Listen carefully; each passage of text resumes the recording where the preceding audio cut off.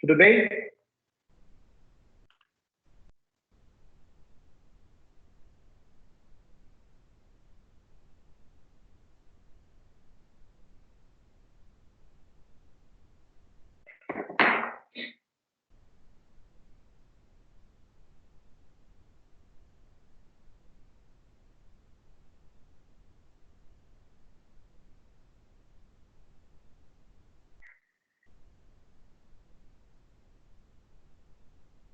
Bom, pessoal, é o seguinte, vamos iniciar. Vocês estão ouvindo bem? Dá um ok aí. Sim. Sim. Beleza. Ó, então hoje a gente vai falar um pouco sobre o exame físico ortopédico, tá? Do aparelho locomotor de uma maneira geral. É um assunto bem complicado de falar, já que é uma coisa que vocês veem muito pouco no dia a dia de vocês. E é muito difícil falar de exame físico ortopédico num dia só, tá? Mas apenas em um encontro. Então, eu vou tentar ser o mais breve, mais sucinto possível, passar alguns detalhes que forem mais importantes para vocês usarem no dia a dia e dar um foco também na parte da anatomia, tá? Justamente para vocês poderem saber o que vocês estão avaliando, saber examinar o paciente e principalmente transmitir isso daí durante a anamnese de vocês para a gente, tá bom? Então, assim, o exame físico ortopédico, a gente inicia, basicamente, a gente segue um roteiro, né? Igual a gente segue para todos as outras partes do exame físico. A gente tem sempre uma inspeção, a palpação das estruturas dos pontos anatômicos, que a gente chama, e a gente entra depois no exame físico normal, que é a amplitude de movimento. Então, vocês vão ver durante a aula que a gente vai ter aí algumas explicações, alguns slides mostrando qual a amplitude de movimento normal de cada articulação, tá? Isso daí vocês precisam ter na cabeça de vocês, ou pelo menos num roteiro para vocês consultarem, porque não tem como vocês saberem se está com algum problema, com alguma doença, se está anormal, se vocês não souberem o que é o normal, tá bom? E junto com a amplitude de movimento, após a amplitude de movimento, a gente sempre testa força e sensibilidade e vai para os testes específicos de cada patologia. O foco da aula é principalmente nos testes específicos. Eu não vou ficar falando para vocês várias vezes qual que é a amplitude de movimento correta e normal de cada articulação, porque isso daí vocês têm que estudar depois e acabar decorando. Isso daí, infelizmente, não tem outra saída, tá bom? Em relação à força, vocês já devem ter visto na aula de neurologia, mas assim, a gente segue uma escala, essa escala é muito importante para vocês saberem quantificar a força do paciente e para vocês saberem passar para a gente, tá? E colocar na anamnese de vocês. A gente segue uma escala que chama escala de Lovett e a gente divide o grau de força muscular em 5, certo? Sendo o grau 5 o movimento, a força normal, e o 0 quando você tem uma ausência de contração muscular.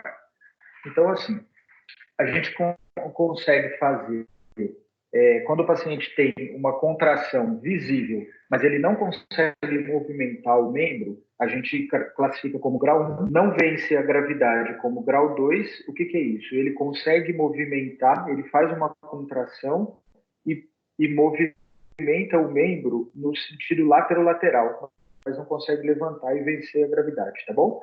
O grau 3 é quando ele vence a gravidade, mas não a resistência. A resistência do examinador, no caso, tá? Quando você coloca alguma resistência. Grau 4, ele vence a gravidade e um pouco de resistência do examinador, porém ainda não é a força normal, tá bom? Grau 5 é a força normal. Vamos lá, ombro e cotovelo. O que vocês precisam saber principalmente aqui na parte de ombro e cotovelo? Anatomicamente, a articulação do ombro, ela compreende o húmero, Vão acompanhando aqui no desenho, tá? A glenoide, que é a parte articular da escápula, que é esse osso achatado maior, triangular. O processo coracoide, o acrômio e a clavícula, tá bom? Isso daqui chama cintura escapular, certo? O movimento do ombro, ele é muito importante. A articulação do ombro, gleno-humeral, que é essa articulação aqui, é uma articulação que tem uma amplitude de movimento muito grande, tá bom? Quais são as principais particularidades dessa articulação? Primeiro, ela é uma articulação muito rasa. O que é isso? Ó, observem aqui, ó, que a gente tem uma superfície anatômica articular muito pequena em relação a uma cabeça do húmero grande. Então, ele não encaixa 100% na articulação. Então, a gente precisa de um complexo ligamentar muscular muito desenvolvido para poder dar suporte para essa articulação, tá? Mesmo assim, e devido a isso, ela é a articulação que mais luxa, que mais sai do lugar. Em relação à luxação, o termo luxação é quando a gente tem uma incongruência total da articulação. Então, a gente tem uma articulação que encaixa perfeitamente. Quando ela tem uma incongruência parcial, a gente chama de subluxação. E quando a gente tem uma incongruência total, a gente chama de luxação. E essa é a articulação do corpo que mais luxa e que mais tem propensão a luxar, justamente por ela ser uma articulação muito rasa, certo? Isso é importante vocês saberem que, com certeza, durante a vida de vocês vão se deparar com alguém que tenha feito uma luxação de ombro. Se já não se depararam aí no futebol da vida. Outra coisa importante, de ponto anatômico aqui, a gente tem dois tubérculos, duas tuberosidades importantes no úmero, que é a tuberosidade maior, que é aqui onde eu estou passando a mãozinha, e a tuberosidade menor, que ela fica aqui dentro. Ó. Não está dando para ver nessa imagem, ela fica aqui dentro. Por que é importante essas duas estruturas anatômicas? Nessas estruturas inserem uma musculatura, um complexo ligamentar chamado manguito rotador. Tudo, 80% do exame físico do ombro que nós vamos falar hoje, ele gira em torno do manguito rotador. São 4 músculos que compõem esse manguito que dão estabilidade e fazem a movimentação da cintura escapular. Tá bom? A lesão do manguito rotador, ela é uma lesão complexa e ela tem um tratamento adequado. E a gente precisa fazer um diagnóstico. Tem alguns testes que a gente consegue avaliar justamente quais são esses músculos do manguito rotador que estão lesionados, através dos testes específicos, que a gente vai ver daqui a pouco. Veja bem, gente, aqui ó, eu coloquei mais para ilustrar. Então, o que a gente tem? Ombro, braço e cotovelo, tá bom? A gente vai até no cotovelo agora. Depois a gente vai do cotovelo para frente. Veja bem, o cotovelo é a articulação que liga o braço no antebraço, certo? Entre o cotovelo e o ombro, a gente tem o braço. Entre o cotovelo e o punho, lá para baixo, nós temos o antebraço. Veja bem, isso é muito importante vocês saberem. Parece meio bobo, né, falar. A gente vê muito na anamnese assim, do braço direito de tantos centímetros, tarará, tarará. E a hora que a gente vai ver, na verdade não é no braço, é no antebraço, entre o punho e o cotovelo. Então isso aí é muito importante para nós que estamos lendo a anamnese, né? Para fazer um diagnóstico e tudo mais. Então é muito importante que vocês se atentem a isso daí, tá bom? O cotovelo, ele tem algumas estruturas anatômicas importantes, alguns pontos anatômicos importantes. Ó, o cotovelo, ele é o complexo articular entre o húmero distal, o rádio proximal e o proximal, tá? Então, esses 3 ossos formam. A gente tem aqui na região posterior, que é essa proeminência bem palpável, o olecrano, certo? Que é a ponta da una. Nós temos aqui o húmero distal, tem capítulo, que é essa região onde faz a articulação relação com a cabeça do rádio, temos o epicôndilo lateral e o epicôndilo medial, que são importantes estruturas flexoras, respectivamente, já que nós temos uma patologia bem específica que acomete essa região, chamada epicondilite. Então, os músculos, o tendão conjunto que formam os músculos extensores do antebraço, eles inserem aqui no epicôndilo lateral, tá bom? E os que fazem a flexão do antebraço e punho, eles começam aqui no epicôndilo medial. O processo inflamatório ou até degenerativo dessa estrutura gera a epicondilite, que é uma patologia comum no ambulatório de ortopedia de ombro e cotovelo, tá bom?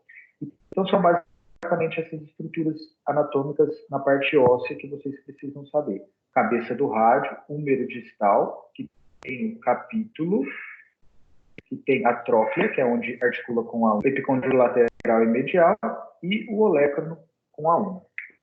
Beleza? Vamos continuar. Anatomia sensitiva. É muito importante vocês saberem também a diferença de dermátomo para miótomo, tá? Veja bem, dermátomo refere-se a um grupo, a uma região anatômica na pele, e a gente tem que um determinado nervo ou um determinado ramo neurológico faz a gente ter a sensibilidade. Isso é dermátomo. Miótomo é a região muscular onde determinado complexo neurológico faz um movimento. Então, se um nervo, se a gente tem uma lesão, uma diminuição de sensibilidade na região lateral do antebraço, aqui onde eu estou passando meu marcador, a gente provavelmente tem uma lesão do nervo músculo cutâneo, que é a raiz de C5 e C6. Isso é muito importante. Quando vocês vão fazer o exame físico, se o paciente refere parestesia em determinada região, vocês têm que saber qual que é a raiz neurológica que é responsável por por inervar, por dar sensibilidade naquela região. É justamente para isso que serve o exame físico. Senão você vai chegar lá e vai falar, olha, ele tem uma diminuição de sensibilidade na região lateral do antebraço e vai parar por aí, não vai conseguir bolar na sua cabeça aí uma hipótese diagnóstica. Tá? Isso aqui é o que eu falei para vocês, ó, gente, de amplitude de movimento normal, de extensão, elevação, abdução, rotação lateral e rotação medial. Eu não vou ficar falando isso aqui para vocês, tá? Isso é só decorar, eu vou deixar a aula, vocês vão ver depois. Eu acho que tem coisa mais importante que vale a pena a gente ficar discutindo hoje do que apenas isso daí, tá bom? Um ponto importante que vocês precisam saber é o seguinte, a diferença entre abdução e elevação do ombro. Isso aí é muito confuso, às vezes, no ambulatório. A maioria dos quinto e sextonistas, eles chegam lá no SANED sem saber essa diferença. Então, assim, ó, o que nós temos aqui? A gente tem, isso aqui é uma visão axial do esqueleto.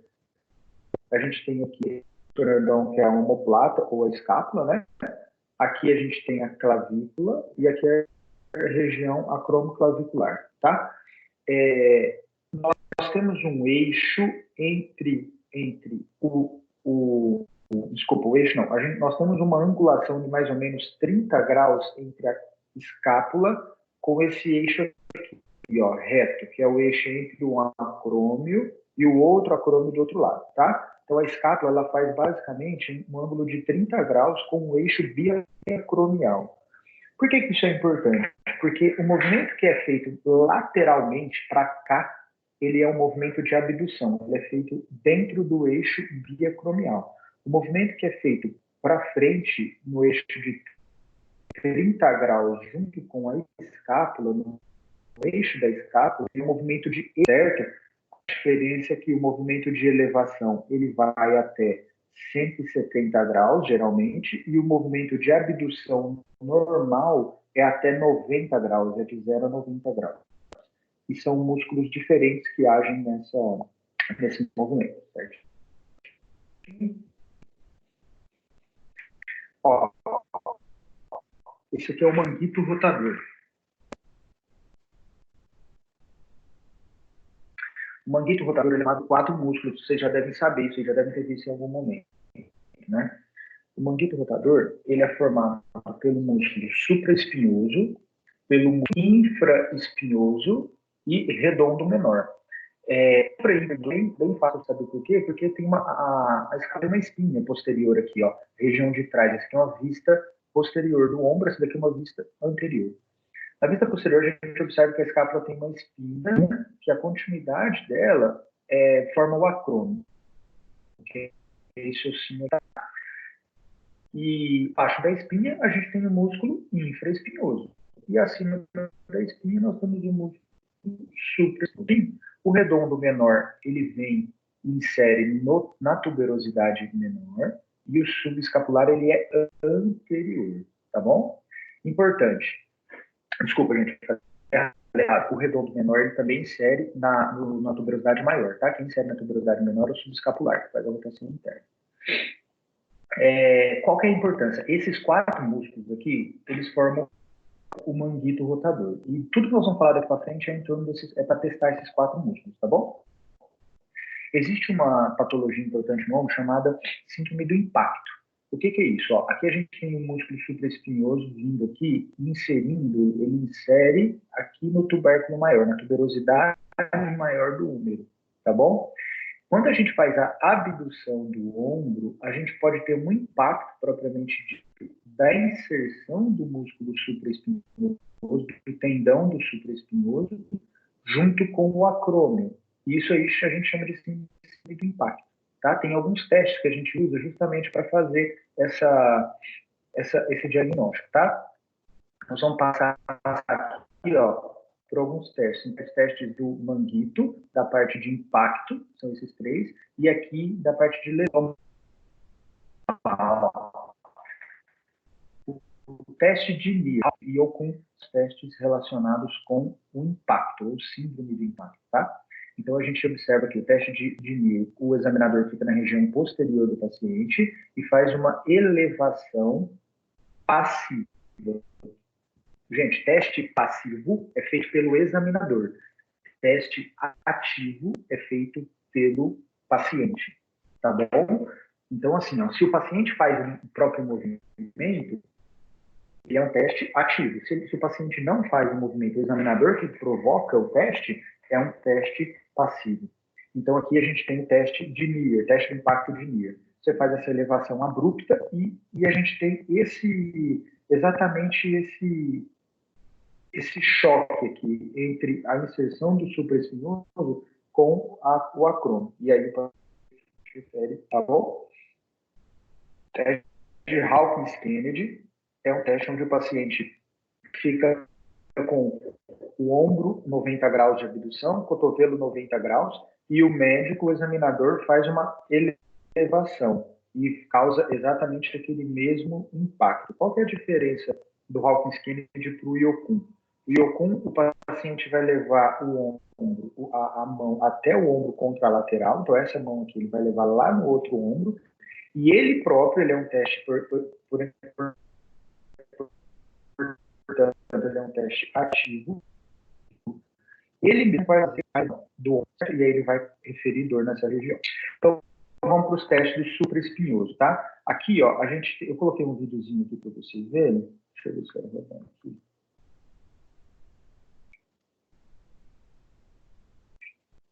Ó.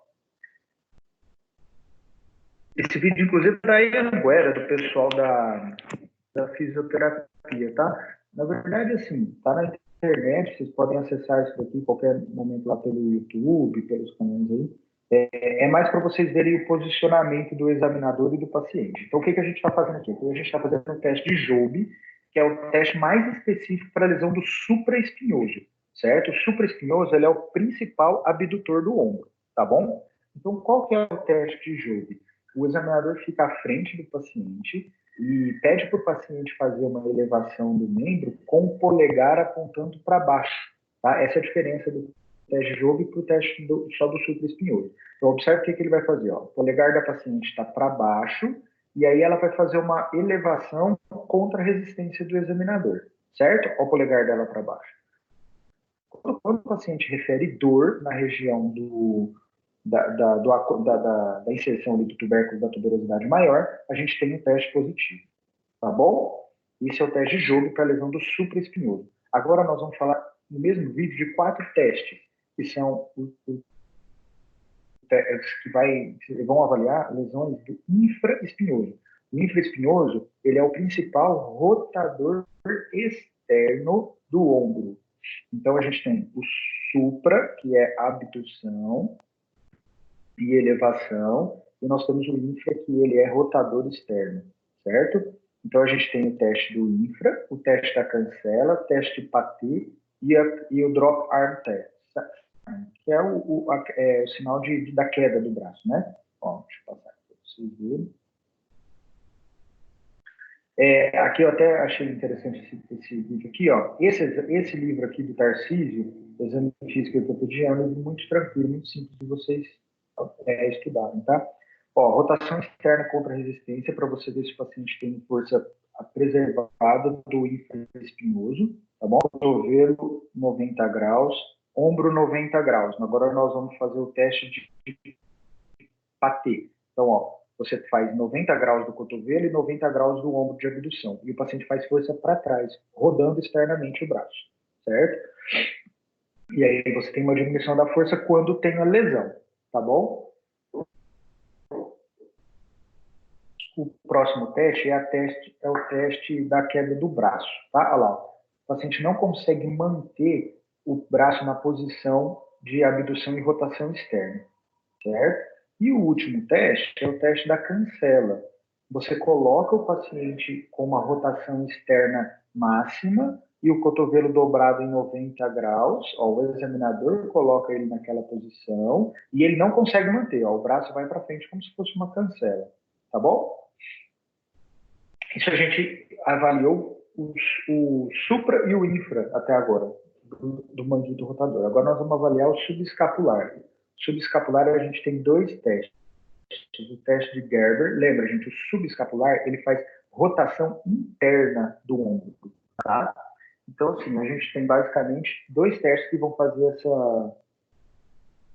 essa lesão. Vão avaliar essa lesão, tá? A gente tem o teste de Gerber e o teste de abdominal press, ou pressão abdominal.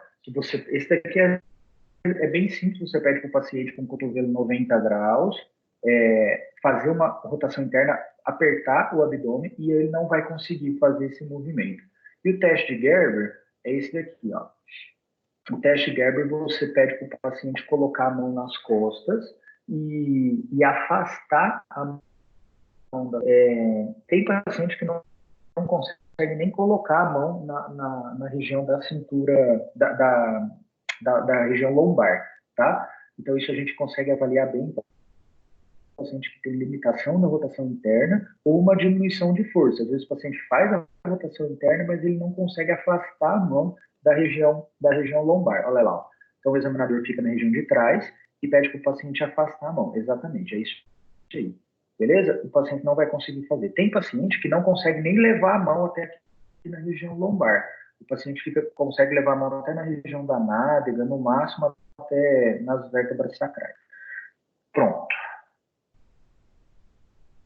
Vamos para o punho e para a mão. Passamos pelo cotovelo e pelo ombro, vamos para o punho e para a mão. Anatomicamente, gente, o que vocês precisam saber? Ó, cotovelo, deixa eu pegar meu sinalizador.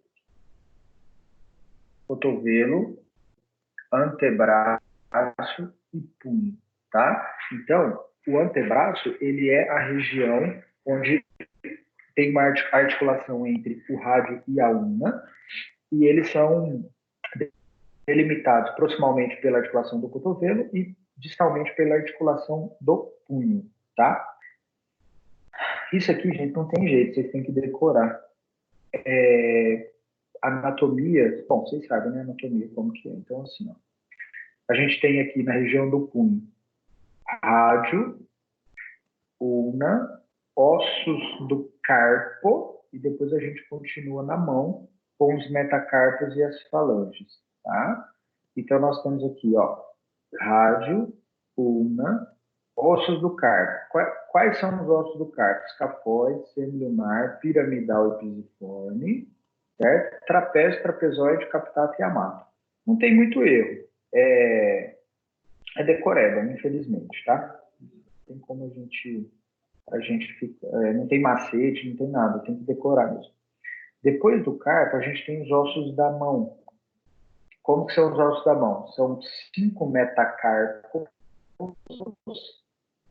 5 falanges proximais, 4 falanges médias, porque o polegar não tem falange média, o polegar tem só falange proximal e falange distal. Então a gente tem polegar com falange proximal e distal e os outros dedos com falange proximal, média e distal. Então nós temos 5 falanges distais, 4 médias, 5 proximais e 5 metacarpos. Vamos lá. Aqui a movimentação, movimento normal do punho, tá? Desvio dorsal, extensão e flexão, desvio unar, desvio radial e adução e abdução dos dedos. Importante no punho vocês saberem, gente, tem uma estrutura no punho, anatomicamente falando, chamado túnel do carpo. O que é o túnel do carpo? Vocês provavelmente já ouviram falar, ou tem aquela tia, aquela vizinha, que fala, eu tive síndrome do túnel do carpo. Provavelmente vocês, uma hora ou outra, vocês vão ouvir falar nisso daí. Então, o que é o túnel do carpo? O túnel do carpo é isso aqui, ó. Esse é o túnel do carpo, tá? Chama carpo, túnel, porque ele forma um complexo com limites tanto dorsal, quanto medial, quanto volar, quanto lateral. E forma um túnel. E é do carpo porque é na região do carpo, né? Do carpo da mão, do punho. E o que esse túnel tem dentro? Um nervo, chamado nervo mediano. Então, tudo que aumenta a pressão dentro desse túnel, aqui por onde passa o nervo mediano, ou que diminui o tamanho do túnel, causa a síndrome do túnel do carpo, que nada mais é do que dor no trajeto do nervo mediano. Na síndrome do túnel do carpo, a gente tem o nervo mediano sofrendo. Então, a gente tem pode ser por aumento do volume dentro do túnel ou um volume normal, porém com uma diminuição do continente, uma diminuição do túnel. O túnel aperta o nervo ou o nervo aumenta e acaba pressionado dentro do túnel, tá bom? Existem diversas causas para a síndrome do túnel do carpo. Nós não vamos falar de síndrome do túnel do carpo, fisiopatologia, nada. Nós vamos falar de semiologia. Então, os testes para síndrome do túnel do carpo principais são o teste de Fallen e o teste de Fallen invertido. Como que é feito esse teste? Você pede para o paciente ficar em 90 graus do ombro, ó, abdução do ombro em 90 e fazer uma flexão palmar do punho, um contra o outro, e ficar nessa posição por 1 minuto. Se o paciente sentir parestesia, dor, né? Dor de formigamento, dor de parestesia no trajeto do nervo mediano, que é o terceiro e o quarto quirodáctilos, a gente tem o teste positivo. O teste de fala invertido, também 1 minuto, só que ao invés de fazer flexão plantar, você faz flexão dorsal, mas também 90 graus, 1 minuto, e o paciente tem a mesma sintomatologia. O teste de Durkheim, você palpa, o paciente fica com o antebraço supinado, o punho semifletido e o examinador faz uma palpação do túnel do carpo, exatamente nessa região. E aí o paciente vai sentir dor e formigamento no trajeto do nervo mediano, terceiro e quarto dedos. Teste de Allen é para ver perfusão, é que você pede para o paciente levar o membro durante 1 minuto e obstrui o trajeto tanto da artéria ulnar quanto da artéria radial. E depois você pede para o paciente deitar a mão sobre a mesa e solta uma das duas artérias, certo? Se a artéria estiver íntegra, vai começar a encher, ficar vermelhinho toda a palma da mão e os dedos de radial para ulnar, se a artéria radial estiver íntegra, tá? E quando você faz o inverso, você mantém o bisturi da radial e solta a ulnar, você vai ter da ulnar para a radial, tá bom? Teste Filkenstein, vamos lá. Ó, teste Filkenstein, ele é um teste que ele avalia uma síndrome que a gente chama tenossinovite de Kerven. Kerven foi um cara que descreveu essa síndrome, tá? O que ela é? Ela é um processo inflamatório de dois tendões, do abdutor longo e do extensor curto do polegar. São esses dois tendões aqui que passam na região radial do punho. A gente pede para o paciente pegar o polegar, fechar e fazer um movimento de flexão, de flexão volar. E aí o paciente tem dor nessa região. É um teste bem específico para a lesão do primeiro compartimento extensor do punho, tá? Bom, vamos lá. Membro inferior, gente. Tranquilo? Tudo bem? Vamos seguir. Quadril e joelho. Bom, quadril. Como que é formada a articulação do quadril, anatomicamente falando? Isso aqui eu quero colocar uma comparação justamente aqui, ó. Lembra da articulação do cotovelo, não, a articulação do ombro? Que a gente tinha, que é uma articulação esférica também, que a gente tinha aqui a cabeça lá no ombro, a gente tinha a cabeça do húmero com a glenoide, né? Aqui nós temos a cabeça do fêmur com essa região aqui com a taça chamada de acetábulo. Então a gente observa que aqui, ó, quase toda a cabeça do fêmur, ela é recoberta pelo acetábulo. Então, isso dá muito mais estabilidade para essa articulação. A gente ter uma luxação dessa articulação quadril é muito mais difícil. A gente precisa ter um trauma, uma energia de trauma muito maior do que na articulação do ombro, do ombro, tá? Justamente porque tem um arcabouço ósseo muito mais forte aqui, né? E geralmente a gente tem que quebrar a cabeça ou quebrar o acetábulo para conseguir luxar essa articulação, tá bom? Ó, membro inferior, gente, entre o quadril e o joelho é chamado de coxa. Entre o joelho e o tornozelo é chamado de perna. Parece besta novamente, mas eu peguei já na anamnese, várias na verdade, e o paciente fala assim, o acadêmico coloca, o paciente estava com dor na perna direita. Perna direita é entre o joelho e o tornozelo. E aí, a hora que a gente vai ver lá, vai examinar o paciente, não era na perna, o paciente tinha uma lesão na coxa, uma dor na coxa, uma parestesia na coxa, tá? Então, se você for se referir a todo membro, você se refere como membro inferior, direito ou esquerdo. Agora, se você quiser falar dessa região aqui, entre o quadril e o joelho, você vai falar da coxa. Se você quiser falar entre o joelho e o tornozelo, você vai falar da perna. E do tornozelo para frente é o pé, tá bom? É muito importante vocês saberem isso. A articulação do joelho é formada pelo fêmur distal, por esse osso sesamoide chamado patela, pela tíbia proximal e pela cabeça da fíbula, tá? Essa é a articulação do joelho. A articulação do tornozelo é formada pela tíbia distal, pela fíbula distal e pelo talos, que é esse osso aqui que articula com a tíbia distal, formando a articulação do tornozelo, tá bom? Aqui a amplitude de movimento normal do quadril. Ó, esse teste aqui é um teste pediátrico. Isso aqui vocês têm que saber, tá, gente? Pode ser que caia na prova de vocês. Não só na prova da faculdade que eu tô falando, não.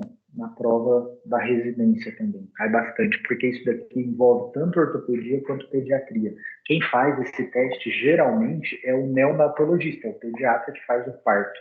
Tá? Esse teste é feito no primeiro dia, no segundo dia de nascimento, às vezes até na sala de parto.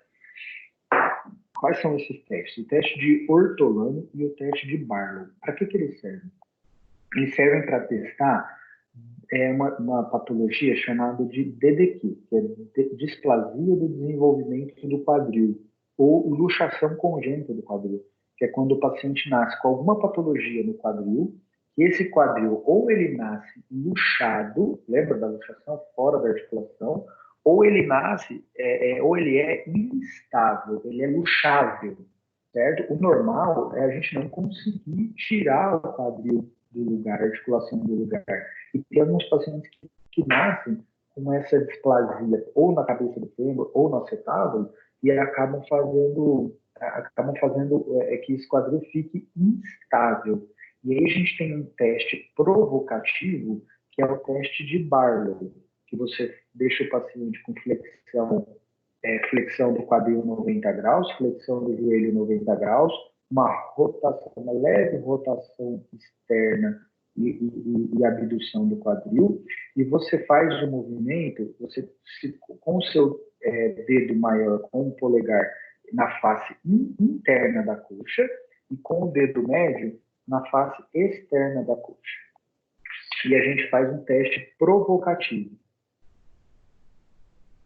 que é um teste que vai luxar o quadril, que é quando o quadril está no lugar, a gente faz um teste justamente fazendo a adução, você faz uma apreensão, uma força para baixo com o quadril e joga ele para fora, para ver se o quadril é instável, certo? Então o quadril está no lugar e você luxa o quadril através dessa manobra, tá? A manobra de Ortolani, o teste de Ortolani, é o contrário. É um quadril que já está luxado e você vai fazer a manobra inversa. A sua força não é aqui no dedão para fora e para baixo. A sua força é justamente no seu terceiro dedo, que está na face lateral da coxa do paciente, que vai fazer com que coloque novamente esse quadril no lugar. E você pode sentir um clique. Se você conseguir sentir esse clique, é um sinal que o paciente está dando o tratamento dele. Ele começa nos primeiros dias de vida. Quanto mais tempo você der o prognóstico. O teste de Galeazzi é para a gente observar encurtamento do membro. Se a gente tem um encurtamento, o paciente que tem já um encurtamento do membro, se ele é às custas do fêmur ou se ele é às custas da tíbia, né? Então, assim, quando a gente tem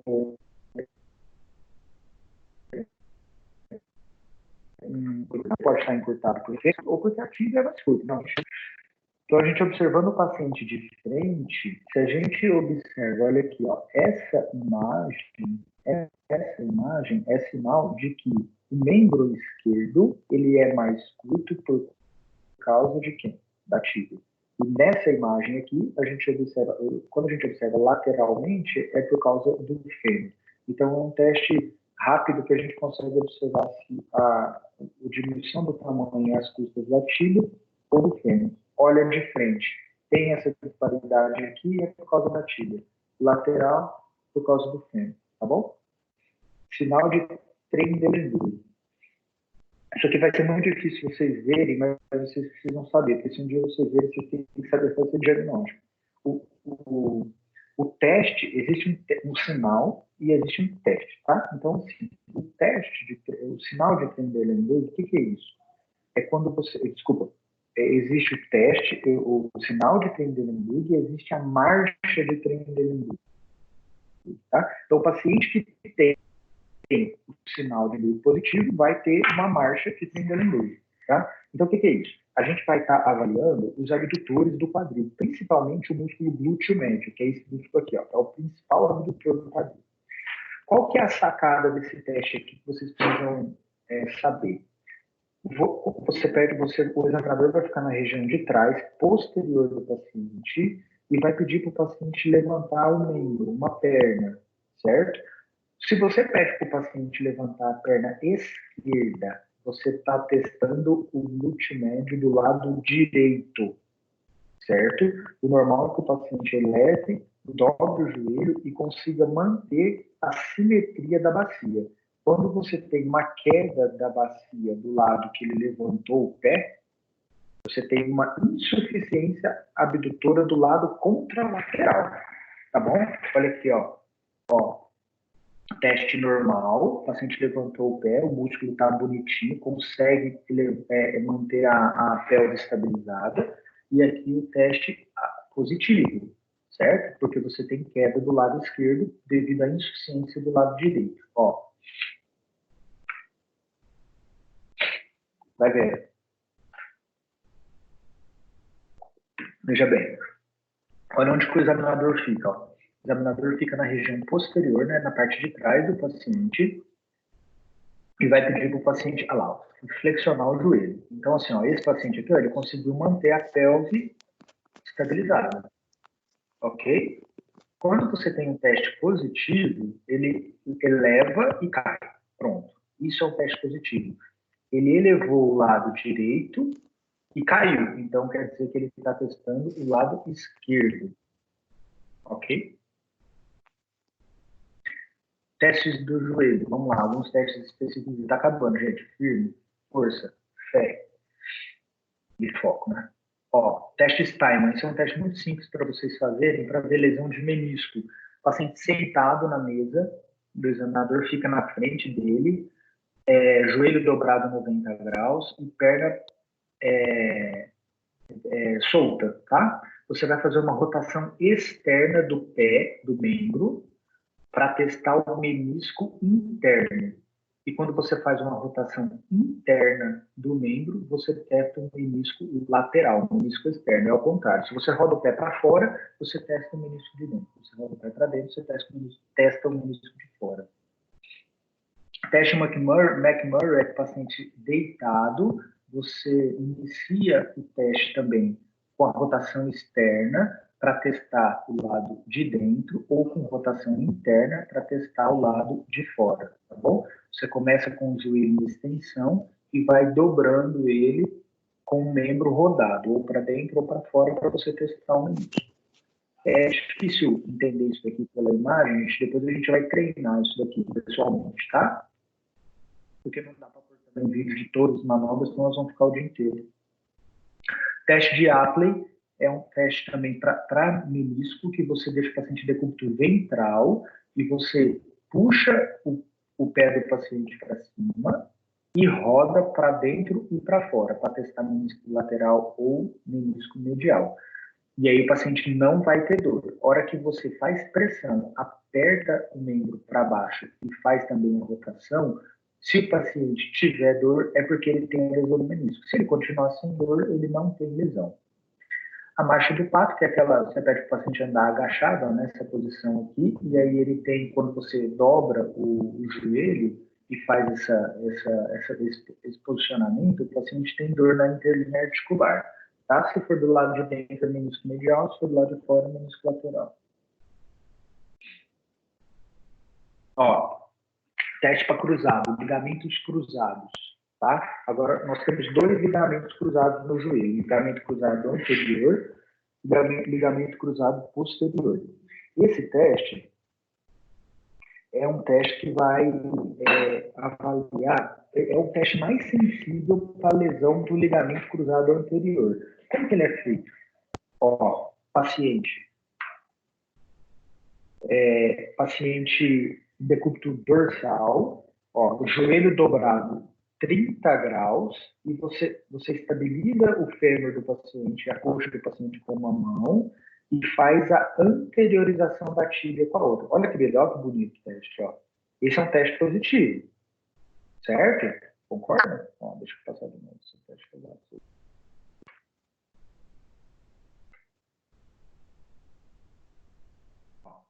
Então, paciente decúbito dorsal, joelho flexionado 30 graus, tá? E você faz a anteriorização da tíbia sobre o fêmur. Você estabiliza a coxa e o fêmur com uma mão e vai fazer a anteriorização com a outra lá.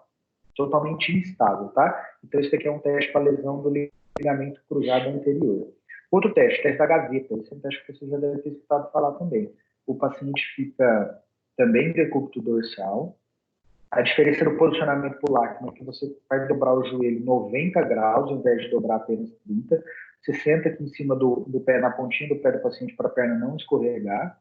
Com o seu dedão, você palpa a interlinha articular, aqui é a região proximal da tíbia, para você ter um parâmetro melhor. E você vai fazer a anteriorização da tíbia para testar o ligamento cruzado anterior. E posteriorização da tíbia para testar o ligamento cruzado posterior.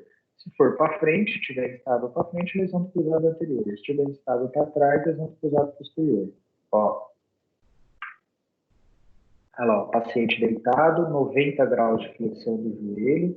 O examinador senta, coloca a coxa sobre o pé do paciente, palpa a tíbia proximal e faz... Ó, esse joelho está normal, tá, gente? Esse é um teste normal.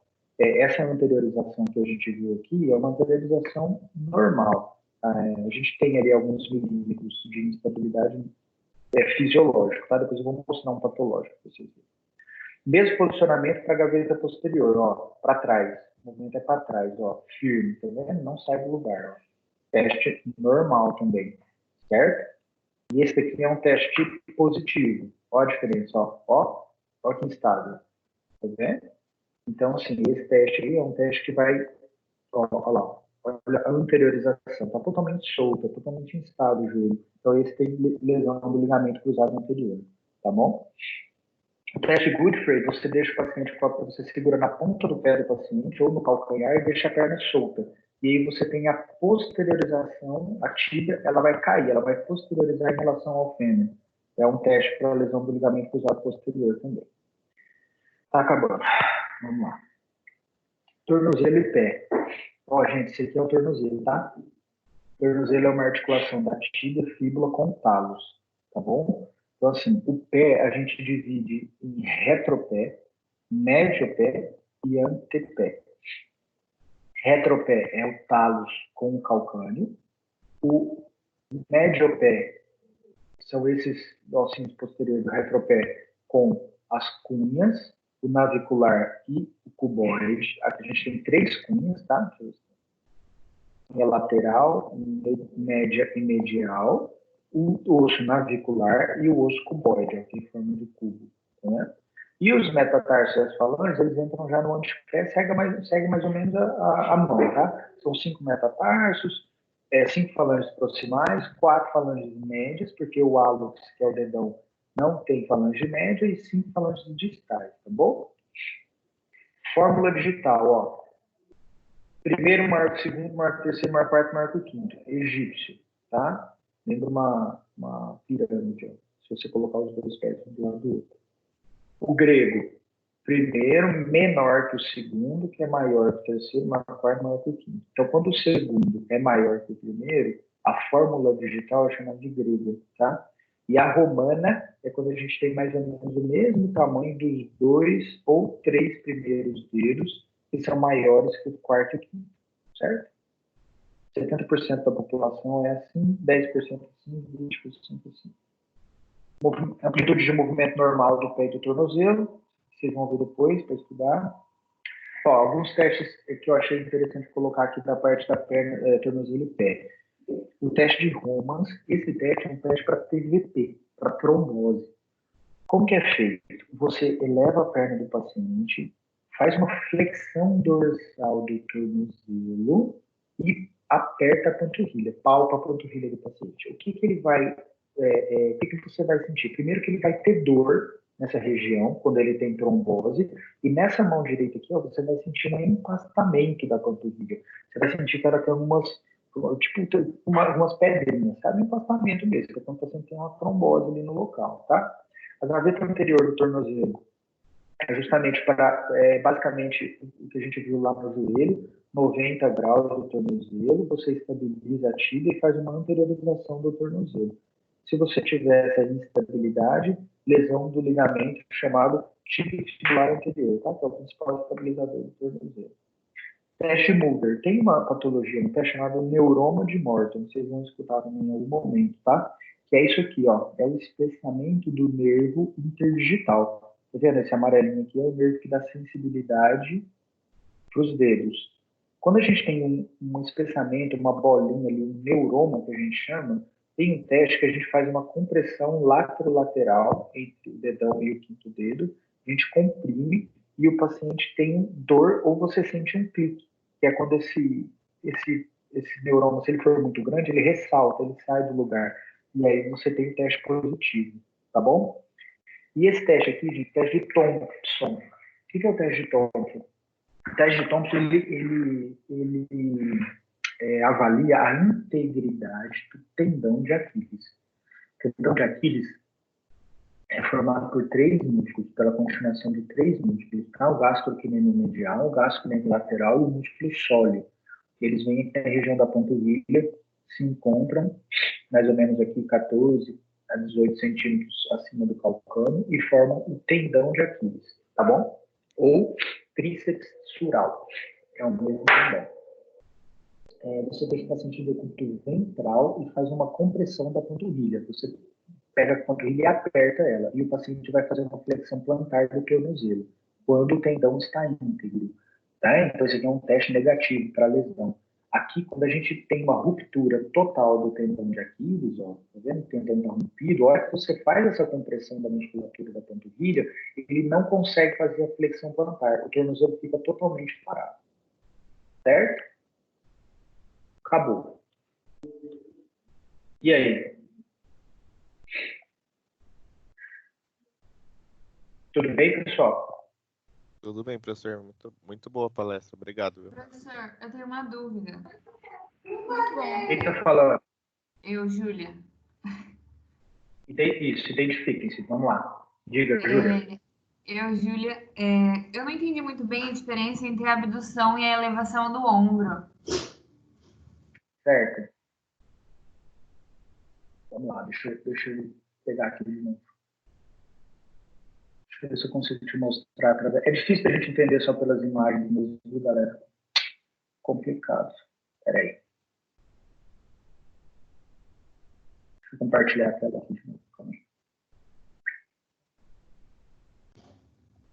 aí. Tá vendo aqui, Júlia? Aham. Ó, veja bem. Você olhando lateralmente o paciente, ó, aqui a gente está olhando o paciente de lado, de perfil.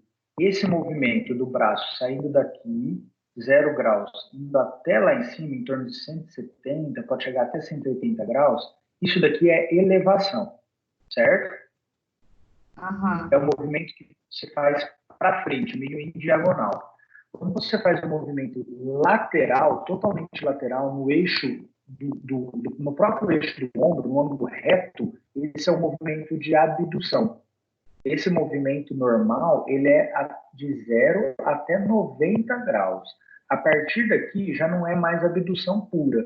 A partir daqui, a gente já tem o envolvimento de outros músculos, não só os abdutores, que ajudam, então já fica meio que mesclado, tanto uma abdução junto com a elevação. Então, a abdução normal, ela é de 0 a 90 graus, certo? Lateral. A elevação, ela é para frente, em diagonal, tá bom? Que é exatamente nesse eixo aqui, no eixo da escápula, ó. Como se você estivesse elevando o braço nesse eixo aqui, ó. A abdução é aqui, pro lado, totalmente pro lado. Tá? Os dois estão em relação ao eixo da escápula, então. No eixo da escápula é elevação. No eixo biacromial, que é um eixo reto, aqui, ó, nesse eixo aqui, isso aqui é abdução. Isso aqui para frente é elevação. Ah, tá. Entendi. Obrigada. Nada. Dúvidas? Mais dúvidas?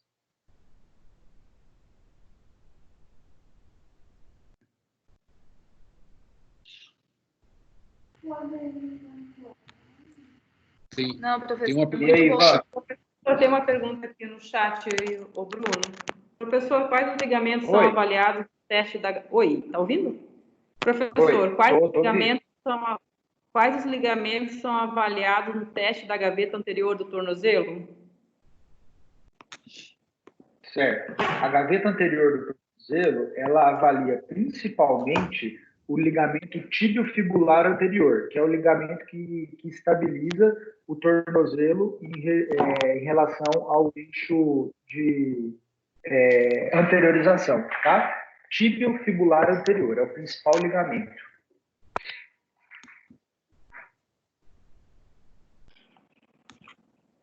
Mais perguntas?